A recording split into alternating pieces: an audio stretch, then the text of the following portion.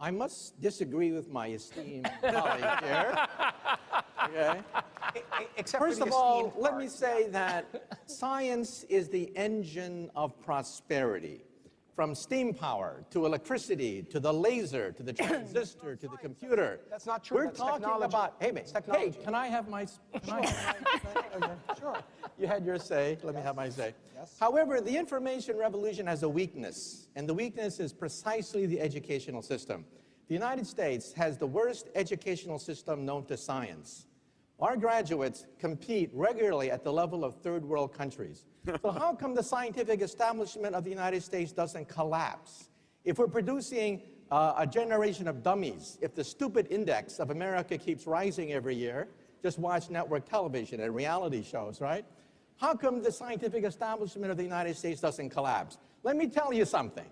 Some of you may not know this. America has a secret weapon. That secret weapon is the H1B. Without the H1B, the scientific establishment of this country would collapse. Forget about Google. Forget about Silicon Valley. There would be no Silicon Valley without the H1B. And you know what the H1B is?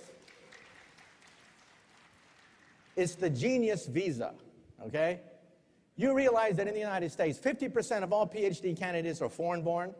At my system, one of the biggest in the United States, 100% of the PhD candidates are foreign-born. The United States is a magnet sucking up all the brains of the world, but now the brains are going back. Right. They're going back to China. They're going back to India. And people are saying, oh my God, there's a Silicon Valley in India now. Oh my God, there's a Silicon Valley in China. Duh. Where did it come from? It came from the United States. So don't tell me that science isn't the engine of prosperity. You remove the H-1B visa and you collapse the economy. In Wall Street Journal, editorialized against a congressman who wanted to ban the H-1B, saying they'll take jobs away from the American people. The Wall Street Journal said, look, there are no Americans who can take these jobs. These are at the highest level of high technology. They don't take away jobs from Americans. They create entire industries.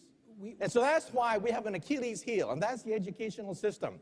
And again, sociology majors are not necessarily going to be the ones determining the future of Silicon Valley. But physicists, engineers, we need more of them, not less. The irony is